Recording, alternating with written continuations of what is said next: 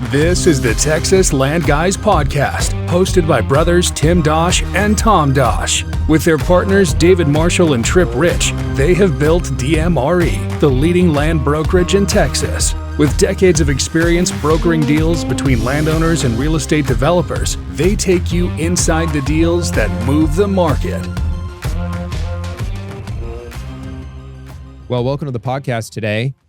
Tim, it's been a while since we've hit record on one of these podcasts. We've been releasing the episodes that we recorded mostly at the end of 2024. We did some episodes in early 25, but trying out some new changes today with some camera angles, and I have some swag in the background today here. And we were actually hoping we were going to record in Houston together, which was going to be fun, but plans changed, so we're recording from our Dallas and Houston studios. But good to get to do this again. I know, we were laughing because it's been, I guess, like 5 or 6 weeks. It's kind of been a long time. And, you know, you come in and you just think you can flip the lights on and, you know, turn everything on. And it's going to be pretty easy to get started. And we probably spent, like 45 minutes with all kinds of technical difficulties trying to get everything going. So I'm glad we're finally on air. Yeah, I think we've had every technical difficulty you could have or make up this morning. But it's been, I think, one of the exciting things to start the year has been getting to talk to clients and meet with clients. And I've just been overwhelmed by the positive support of people that are listening to the podcast. So just want to thank everyone that's listening. Just the text messages, the emails, and just the in-person just compliments. We've really been just excited because I think when you do something like this, you don't know if it's going to be very well received. I like to say I didn't know if anyone other than my parents was going to listen, or maybe Tim and my siblings. But their support's been great, and I think that provides just encouragement to us as we do this. Yeah, it's been really cool just meeting people I haven't seen in a long time. And the first thing they bring up is a podcast and, new connections on LinkedIn, and they bring up the podcast. So hopefully it's of value to people, and they're able to learn something from what we're sharing. And it's just been fun too, doing with you, Tom, and just getting to kind of talk through these things. And it's what we do every day, but getting to talk through it with you is a lot of fun. Yeah, I've had some clients mention that they just had no idea that some of what we've talked about is what happens in the business. And for us, I think we're so close to it. We've been doing it for a long time that, we talk about these things, and it's what we run into on a daily basis. And so we, like you said, we hope we can continue to bring just some interesting tidbits, interesting market information, just deals that we're working on, and, just provide something that maybe isn't out there in the podcast space. And so far it seems like it's doing that. And so again, just want to thank everyone for listening. Yeah, you get so close to the day-to-day and all the meetings and conversations we have in calls, and it just seems so normal to us, and just kind of basic, some of the things we talk about. But if you're not in our business, or even if you're in our business but in a different part of it, there's just a lot of nuances to it that people don't know about. And so it's fun to kind of bring those out and talk about those things, and then get feedback from people on the value it's adding for them and what they're learning from it. And we are going to bring some guests on here soon. We've had a lot of people reach out and ask to be on the podcast. We've had some conversations with some guests that we're really excited to bring on the podcast here in Dallas and Houston, and have some of the other DMRE partners on as well. So that's going to be a lot of fun, I think, as we just move forward. We are recording this podcast. We've released over 10 episodes now, which is pretty amazing. And so we just hope that we can continue to bring good content as we go. And those interviews are going to be a fun part of that. Yeah, there's some great industry relationships that we have just kind of all across the space. Some mixed use developers, big institutional developers, some of the sellers we've worked with, just people that have interesting stories and great perspectives, and just people we respect a lot and have a big name in the industry. So I think one of the big things for us is just trying to make sure that we've established the podcast. And even like this morning, you think, you can just come sit down. And if we had a guest here, they would have been sitting here for 45 minutes watching us, unplug wires and plug them in and push buttons and all this stuff. So we're trying to just get the technical side really figured out and get comfortable with this medium of communicating. But I'm excited to do that. That's going to be a big step for us to start doing those interviews and getting to bring some of those conversations to our audience, because I think they're going to really be some meaningful conversations that people will be excited about. And so we're going to be releasing kind of future episodes. We'll be talking about what we've seen in Q1 of this year in our different offices. I'd love to compare that to what we said and predicted few episodes ago when we kicked off the year, when we had Trip on and we talked about just expectations for the Texas Triangle in 2025. So Tim, we were talking today about what should we talk about today? And, we always have a lot of ideas for different topics to hit. And there was this trend that we've been seeing here in Dallas that we were talking about. And it sounds like it maybe hadn't been as much of a trend in Houston, but as we talked, there's probably more deals than we realized that do fit into this category. And it's been a movement that we've seen just when the market was really hot back in 2021, 2022, before interest rates spiked. A lot of developers got very aggressive and purchased properties for a lot of different use types: industrial, multifamily, build to rent. And then when the market adjusted, it really didn't make sense to build those projects in that point in time because you had, such a change in the cost of capital. And then unfortunately, there was a lot of supply and costs were at a level where just nothing underwrote. And so what we've been working on a lot here in Dallas has been coming alongside these developers that own properties and advising them more on the sales side than even the buy side. So we've talked about that in other episodes. Historically, we've done a lot of listings where we're representing landowners, but those landowners weren't necessarily developers. They have been, but it's just a lot of times it's been families, individuals, companies, corporations. And what we've been working on a lot up here in Dallas has more been actual developers that have really benefited from just our network of being able to help them, what is their property worth in today's market and what is the best outcome for them just in looking at what does it look like to sell now, to hold, to joint venture. And so I thought that could be a really interesting topic. And maybe we start by just comparing Dallas and Houston and why maybe we find ourselves in a little bit of a different point in time there where there's going to be similarities, but then there's also some differences. Yeah, I was going to say, I think a big part of it is a product of the cycle, where we are in the cycle. So you have, we had a really hot market, 21 and 22, and then we had, 23 and 24 were more of a down market because of interest rates going up, especially for Houston. I feel like Dallas was still, active. I know you were doing what you were before, but you guys still had a lot of deals happening. And so when you have, kind of this inflection point in the market where the market's been tough, now we're starting to see the market really come back. But these groups who bought properties in 21 and 22, some of them even earlier than that, and they've been holding on. They didn't want to sell at rock bottom prices in 23 and 24. Now they're saying, okay, the market's coming back, but maybe our strategy's changed. So in Houston, we see a lot of out-of-town developers who maybe they're going to buy 5 sites here in 21 and 22. They actually bought 1 or 2 of them. Now the strategy's changed. They're focused on other parts of the country, and they say, you know what, let's just go sell these sites. Like you're saying, we're able to help them get, in a lot of cases, more than what they pay for the sites, actually make a little bit of money on those deals, then go focus where they're, strategically in other parts of the country where they can be more successful.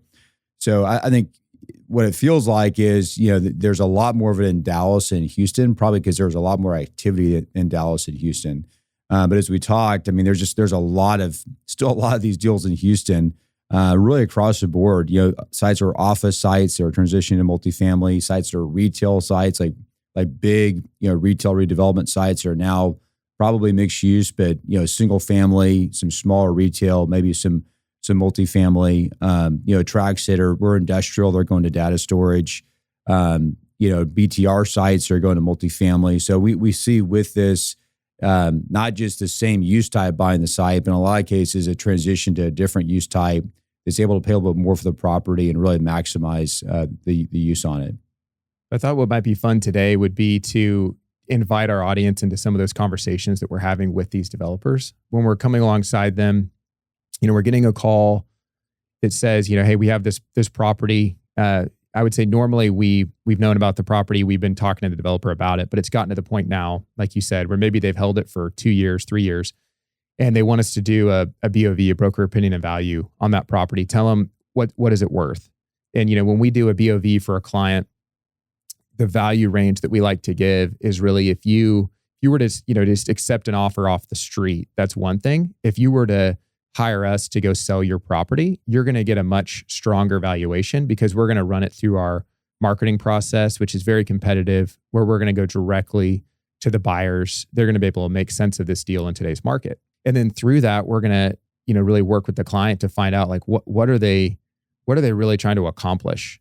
And so we were talking about this earlier because we were just running through examples of different projects we're working on, different listings in our cities where there's kind of 3 buckets that we're naturally seeing them fall into. So if you were a developer that bought a site and you got a good basis, so there were some developers that they made really good buys back in, 21, 22.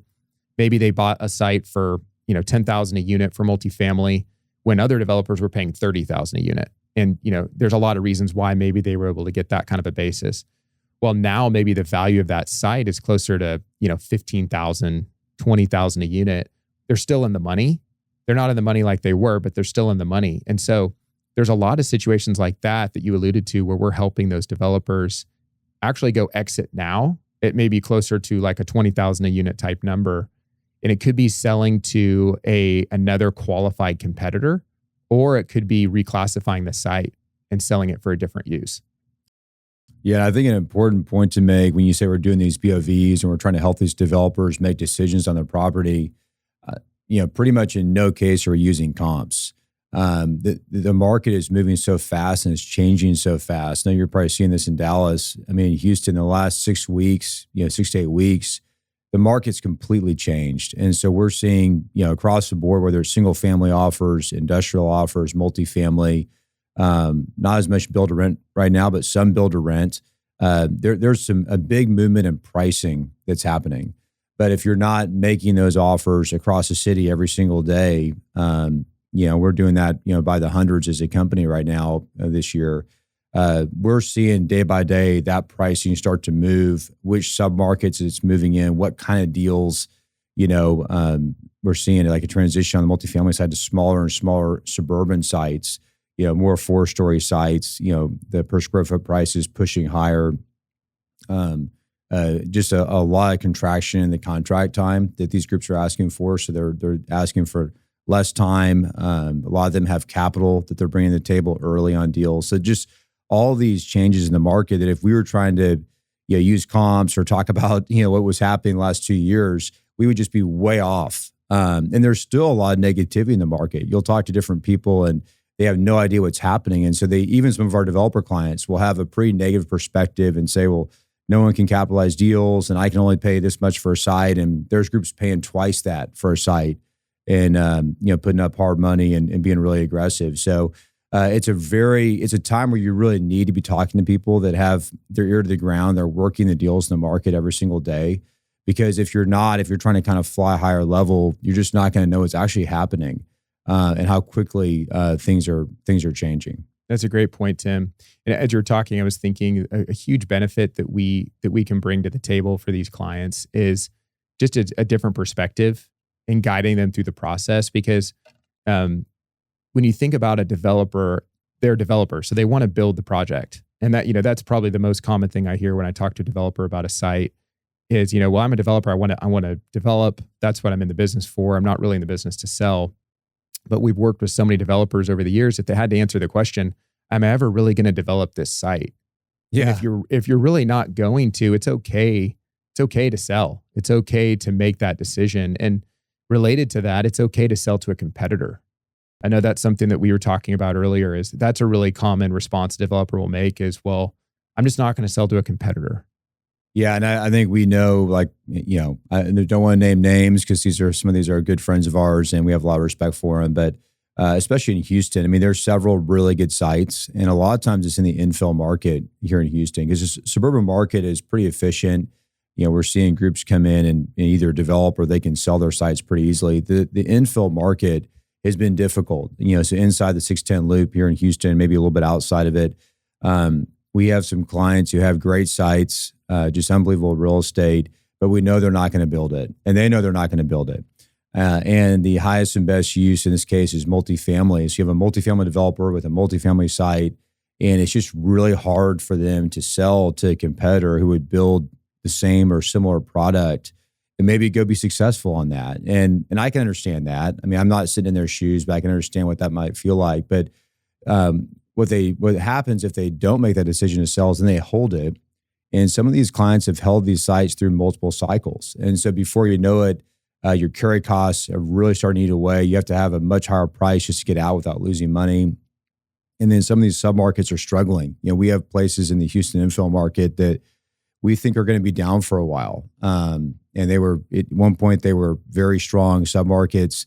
There are groups who wanted to buy sites there. There's a lot of development. And I think looking out the next 3 to 5 years, there probably won't be that much development in those submarkets.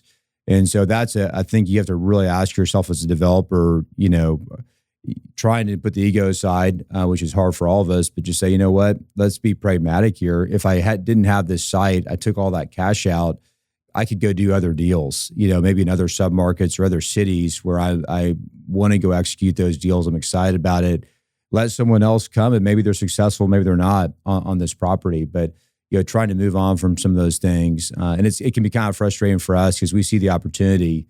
In some cases, you get good offers, where it may be better than, I'm thinking of a specific example that I don't want to get too specific on, but, bringing a developer an offer that's above market, incredible price, really good terms, and they just couldn't get there, kind of mentally and emotionally, and we couldn't get the deal done. So anyway, I think there's challenges there that kind of go beyond just the real estate side of things. Well, I think what we're trying to help these developers think through is, and I think ego is interesting to talk about because I think that it's just natural. When you made a buy and it was probably in the market that you bought in, you were really excited about that buy, really excited about the project. Like you said, Tim, if it was in a really good area, then you're thinking, this is incredible. I can't believe that we bought this site.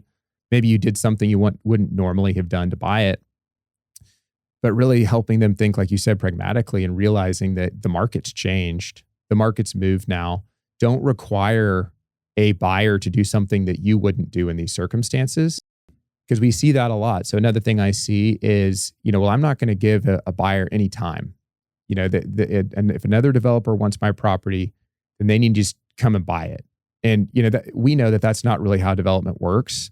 And the reality is some of the very best developers, they can execute. They just need some time.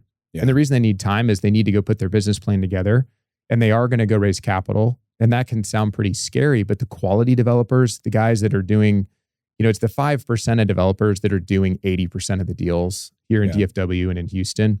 If you give them the time to execute 6 to 9 months on a deal that's pretty teed up, there's a really high likelihood that they're going to get that done. But if in turn you're saying, if you don't do these things out of market, then I'm not going to give you that time. What we've seen is, some of these deals we could have helped a client sell a couple of years ago. Now they still own the site and they're still saying, I won't give time 2-3 years later. So I think that's a really big one too, is just being able to recognize that you have to be what we talked about in our episode on Ascent. Try to be a good seller, because there's a lot of value in understanding the business and being a good seller. And there's some developers we work with that really do get that. They understand what's important and what's less important.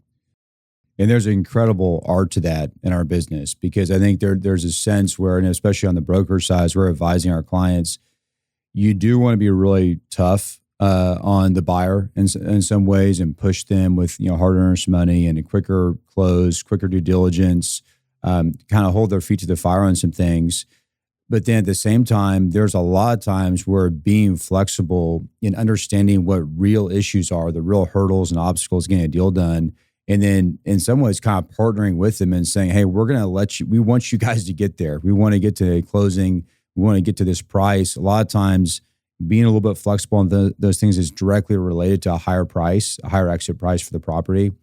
And so I think that's where we can help, help developers or help sellers, with kind of that art of, when do we push and when do we not push? And there's sometimes we push really hard, and maybe people feel like, man, you're being a little bit hard on me than you should. And there's times where we're maybe more relaxed and give more flexibility because we know that it's genuine and it's needed. And I think it's, we talk about this a lot of times. I know for me, I've transacted, billions of dollars in deals, hundreds of deals in my career. But then when I go to sell my own house, it can be really hard sometimes to, because it's emotional. And so I actually don't do a very good job negotiating it. I get bent out of shape if someone comes back and there's an inspection report and they want to take all this money off and make me fix all these things. And, there is a sense where you get invested in it and your ego gets in it. And it's like, you get mad at someone or whatever. And so it's helpful when there's someone who's a third party who is they're investing in it with you, but it's not as emotional for them, and they can just see things objectively, and they can help you with it and help you to know, hey, this is a reasonable request or this isn't, and we got to push back on this. So I think that those are some good thoughts on just if you're a developer that finds yourself in a situation where you actually, and I think there's a couple of ways. One would be you got a good buy, so you have a good land basis, or maybe the flip side of what you were talking about, Tim, is maybe you're fortunate that you're in a market that stayed really strong. You're in a submarket that, regardless of kind of what's happened, there's still a lot of demand because you had such a unique site. So there's situations where you can go actually still turn a profit just on the land side, but you may find yourself not quite in that good of a position. And so there's a lot of deals that we're working on for developers where they did pay the $30,000 a unit price, to give the example that I gave a little earlier. And through marketing these sites, we've still been able to get some pretty big numbers, but we're not getting up to $30,000 a unit. And because there's a number where the deal really does not pencil, even though every developer is going to look at things a little bit differently, their cost of capital, maybe they just really want to be in the market, so they're willing to take a lower return. Either way, not able to quite get there. So these are deals where there's one we're working on where the basis is around $30,000 a unit, and we have an offer about $25,000 a unit. Most of the market was around 20. So we brought in, pretty competitive offers at higher values. And really the way to bridge the gap on a deal like that, and we're seeing this, I know we were talking about this yesterday on 2 urban deals, one in Dallas, one in Houston. The way to bridge the gap on that is if the seller and buyer are able to come to more of a partnership. So either a joint venture or some kind of a co-GP structure where the land can get rolled in at that lower value. So it's not going to be coming in at basis, but then there's just an opportunity on the back end to maybe achieve either the basis or a little bit of a profit. And so there's several of those deals that we're helping structure right now as well, because really the third and flip side of that, which we'll get to, is just taking a loss. And so rather than take a loss, is there a way that you can go partner up with, a Trammell Crow, an Alliance, someone like that, that's, some of the most active multifamily developers in the country, or take that example on the industrial side and kind of believe that just with their, horsepower, with their ability to go raise capital, they can maybe pay you that, $25,000 a unit number, and then on the backside, get you to a value that's going to make sense again. Yeah, and that just all comes down to the way a group's structured and what their goals are. Because I can see where taking a little bit of a loss and gain cash and then going and redeploying that capital where you can maybe make a lot more money is where maybe I would lean, but depending on how you're structured, maybe you need to not have a loss there. And so being in the deal for the next, 3 years or 5 years, whatever the joint venture looks like, but having a win at the end of the day, maybe for your investors, maybe that's really important to you. So I think there are a lot of options. And unfortunately, we're in Texas. And so, most of the situations we see, these groups have options, and there's at least a somewhat good outcome that you can have, because a lot of these sites are in good submarkets. They're a developer, and there's a lot of developer interest for them, and there's a lot of potential to go do a deal. We do sometimes see sites and submarkets where things have just shifted, and it's crazy how some of the submarkets that were the hot markets 5 to 8 years ago are now no longer hot markets, and there's a lot of flight from those submarkets, from developers and retail end users, different groups. And there are times I think where you have to say, you know what, I have this inflated view in my head of what it was worth back then, and I'm thinking of a specific deal in Houston that's been a real struggle for one of my clients. That there were very high values at one point, just these crazy values, and then the whole submarket cratered. And at some point, I think it'll come back. But again, it could be a 5-year hold. It could be a 10-year hold. There's no guarantees in our business when things are going to come back. And so, they've had, kind of, weakening investor offers over the last year. So at first, they were pretty strong investor offers to take them out all cash. And then those numbers have gone down as their sites around them have sold at these low prices.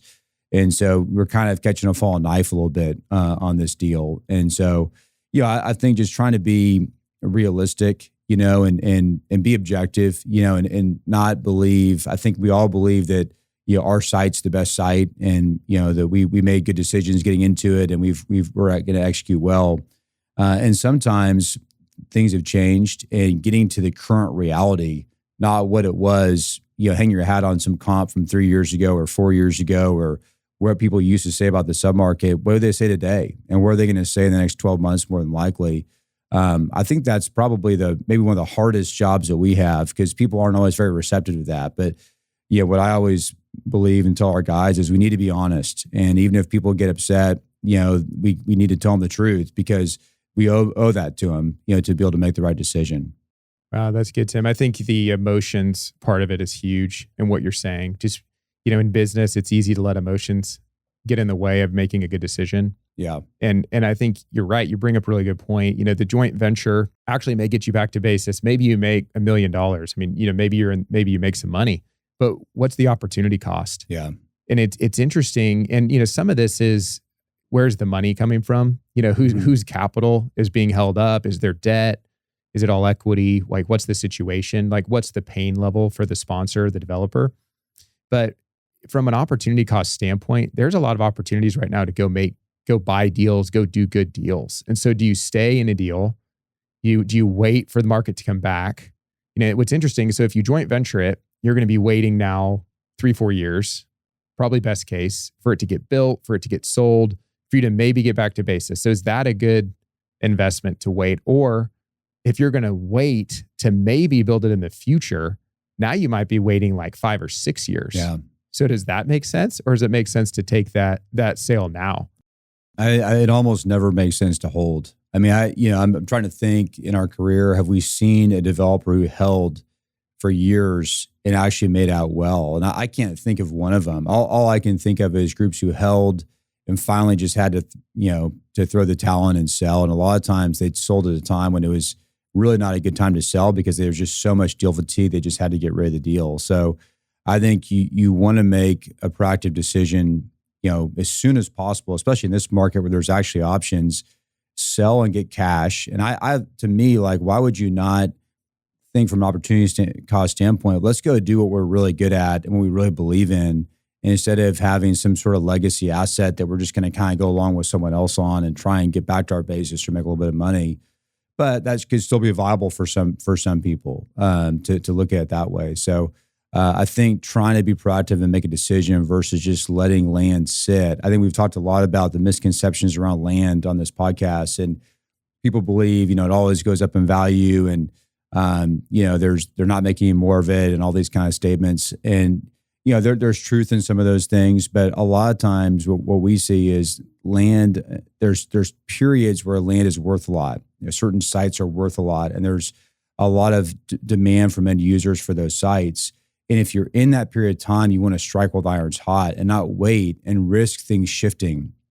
Whether it's those use types aren't in favor anymore, that submarket's not strong anymore, or capital is not liquid anymore. There's all these different factors that affect land value.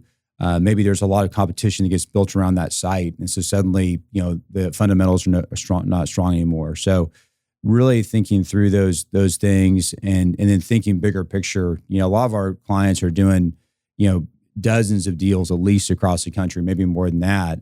Maybe we need to make a smart decision on this deal so we can be successful on a number of other deals, other spots. Yeah. And a lot of clients are doing that, what you just said. Like, they are choosing to, let's move this one now. Let's go focus on these other 3, and just making that decision. I love what you said about making that decision quickly, because I think that's important. I think procrastinating and waiting, we're still in this market where it's difficult to get deals done. So if you have an opportunity to get something done with a real buyer, I think it makes a lot of sense to take that. And as you were talking, I was thinking of a couple examples. There's a deal in Houston that your team just put under contract. And it's a deal that I worked on over 10 years ago when it was a really hot area of Houston. I won't be too specific because it'd be pretty easy to figure out what the deal is. The really hot area of Houston. And I looked at the price just for fun. What price are we putting this deal under contract at? And it was like half of what this group paid, 10 years ago. And so they held 10 years. They didn't execute on their development plan. And then now they finally sold. And to think, what they could have sold for in the last 10 years, even if they never could have sold for, exactly what they paid, it would have been a lot better to sell probably any time other than just the brief COVID period in the last 10 years on that specific property. Another property here in Dallas, real quick that comes to mind. It's extremely well located. And it reminded me of what you said about your house. It's a sophisticated ownership, insulated area that's hard to get into. We're talking about a high-rise site. And, it's been in this ownership for decades. And, he basically just told me, I've owned it for decades. It's irreplaceable. So I can't sell it because I'll never be able to buy it again. And what's going through my mind is, the offer that I presented was like a record price, incredible amount of capital. What I would be thinking about being in the business is, okay, what can I go deploy that capital into that's going to be so much more valuable than sitting on this, old asset? And yeah, the old asset is doing pretty well, but, part of it's land, part of it's, going to need a lot of maintenance over time to keep it up. And so it's interesting how people, I think a lot of times do allow emotions to really, get in place of a good business decision. Cause that's kind of 101. You could look at that just model that out real quickly. What could you turn that capital into versus just holding this asset for another couple decades? I think it really boils down to not wanting to make a mistake and not wanting to admit that you made a mistake. And a lot of times the mistake wasn't buying the property in the first place, because at the time if you could have executed it at that point, maybe it would have been a really good deal. And there's a lot of reasons why these deals don't get executed on right away.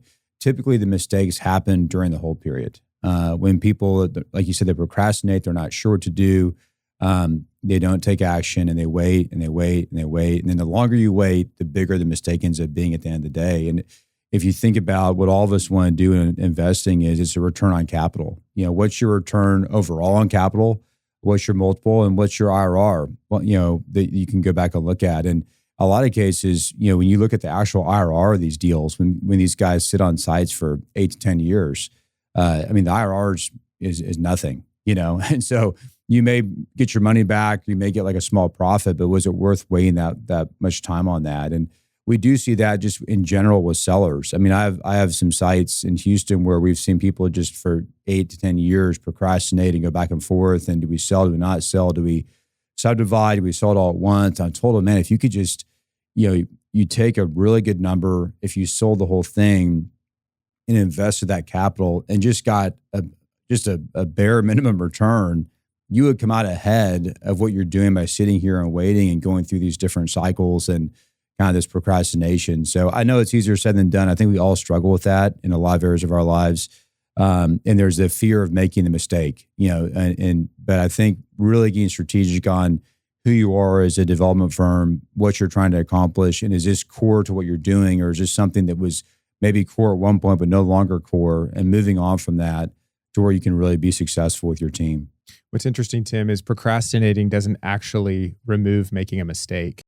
And so what sadly, what we've seen actually on several deals here in Dallas recently, we've seen deals going back to the lender or back to the partner. There's one developer specifically that's lost 3 deals in the last 12 months, industrial, multifamily, different use types. And, there's a point in time where there could have been a sale, could have gotten out of those deals and just holding, waiting. There's another deal we're working on right now that's that situation. They held. Now it's about to go back to their capital partner. And so now they're trying to just make kind of a last minute deal and pretty much break even. But, they don't want it to go back to their partner. And so, you hope that in a lot of cases that's not the situation, because maybe these deals are held internally with internal money and it's equity and it's not debt. And so they may be putting some kind of an internal, return that they want to achieve on it. But at the end of the day, they're not going to lose the property.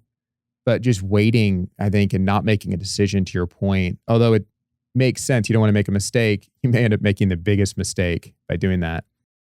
Yeah, and what's interesting in our business, nothing happens quickly, on these deals. So you're not probably, in some cases there are some investor offers that are pretty quick, but those are going to be at a loss typically.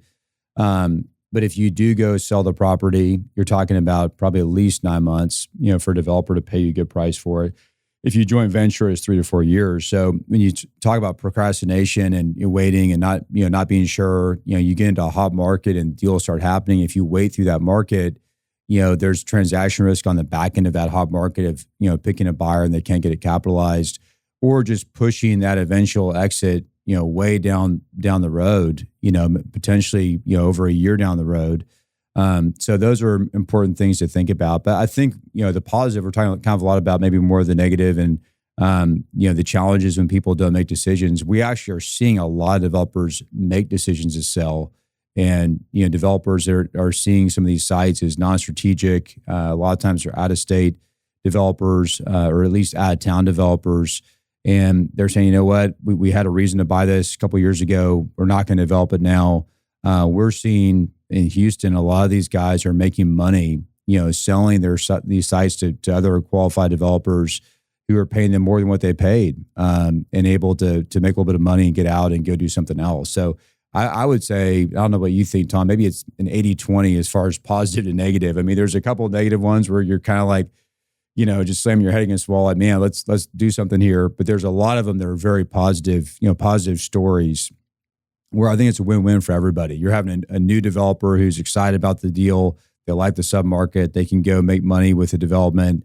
They're going to capitalize and get it done. And then you have, these developers who are exiting, making some money, and then they're able to go be successful other places. We're actually working on a deal right now that's everything you said. It's a developer that's realized this is the time to sell. They're actually reclassifying their site. So they're going from one use and rezoning it to another use. And they're doing it, with a lot of urgency. So like, we're going to get this closed this year. We're picking our buyer now. We're not going to, spend a lot of time negotiating and looking for every offer. And so we've brought them several good offers.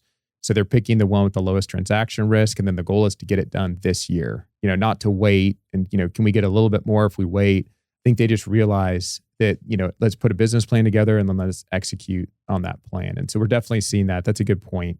And one other thing I think that's interesting as we talk about this is appraisals and how those sometimes factor into what people think properties are worth. So not to go right back to the negative, but I was dealing with this week on a deal. And so I know we've talked about this in the past. I just thought you would find this kind of funny because the reason sometimes we struggle with appraisals, we have a lot of friends that are appraisers, so it's nothing against appraisers, but it's just the way that sometimes these values get determined.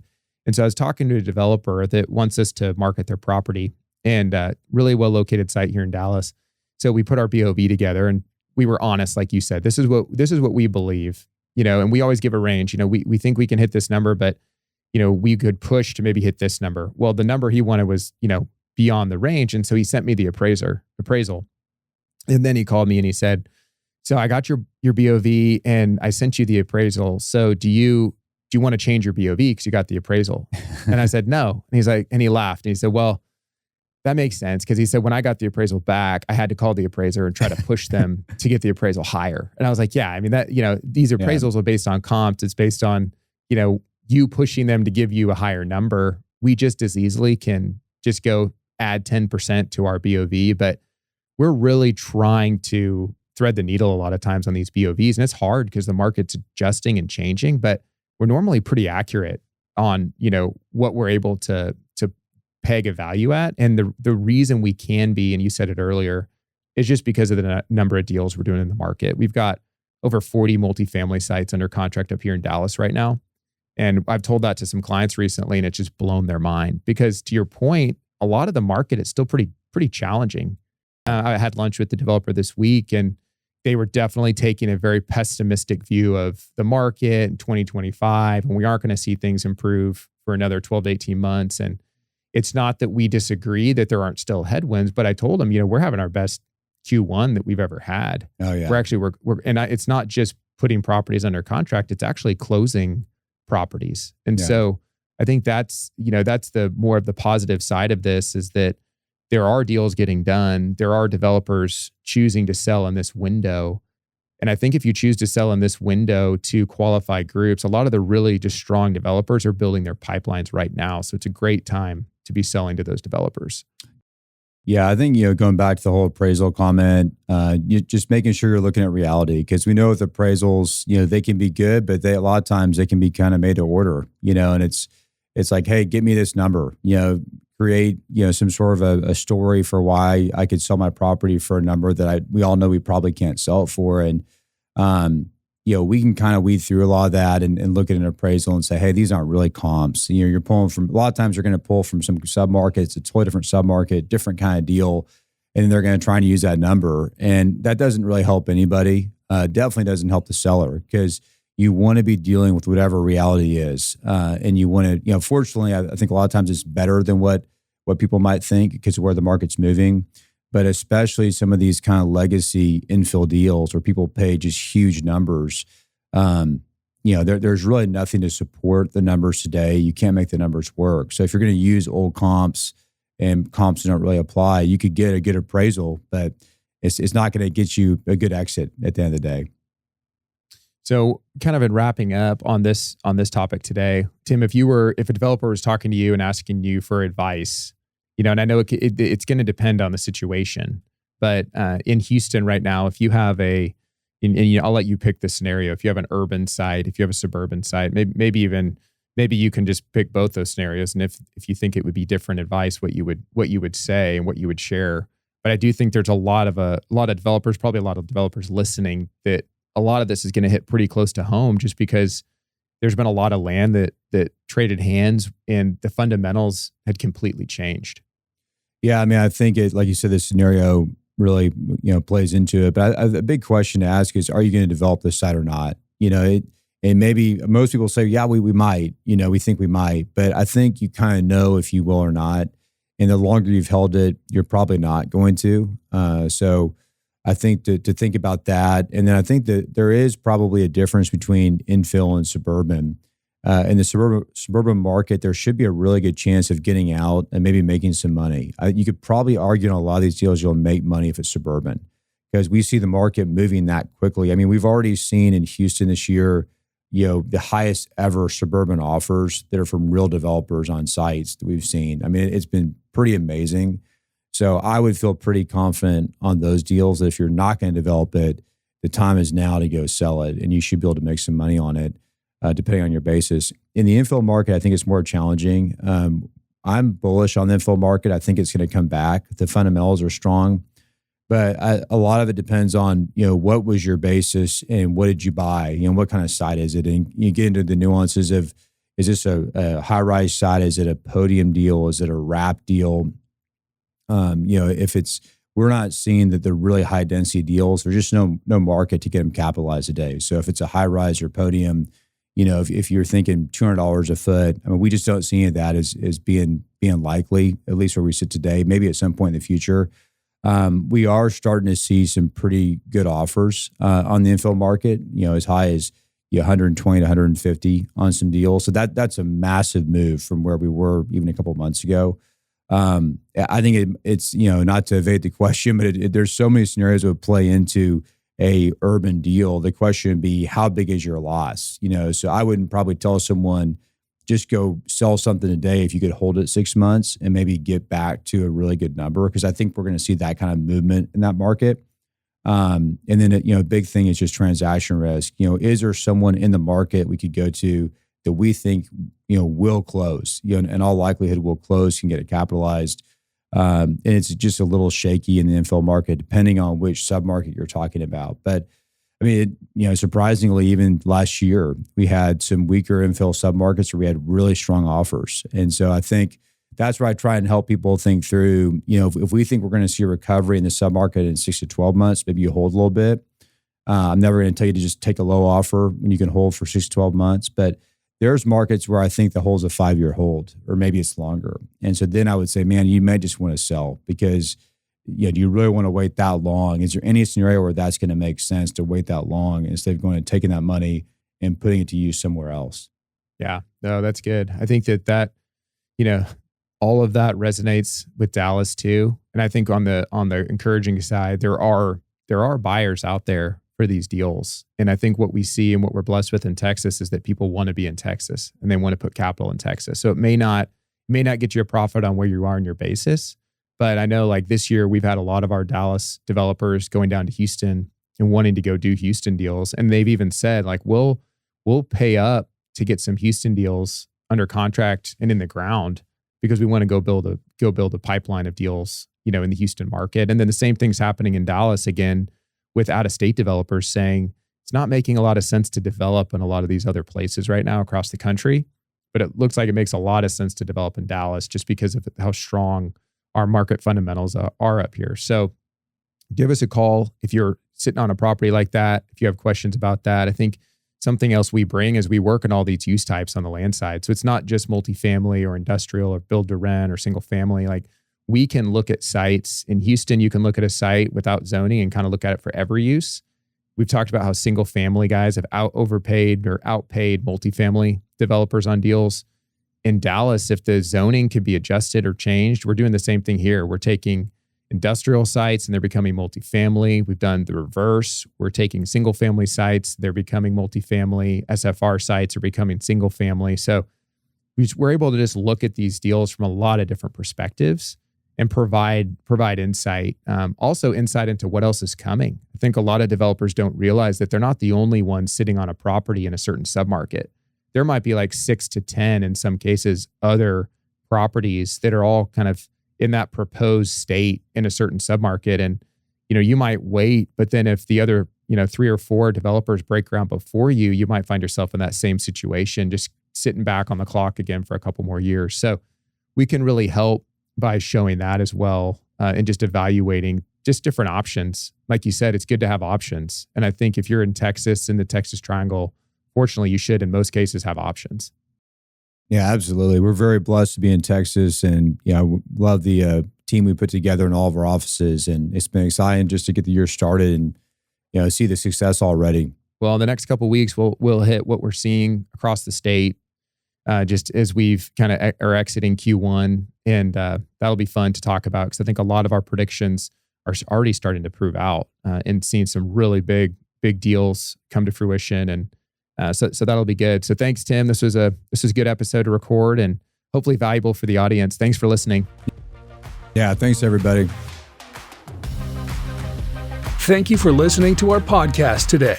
If you have questions about land you own in Texas, send us an email at texaslandguys@dmre.com and follow us on LinkedIn to stay updated.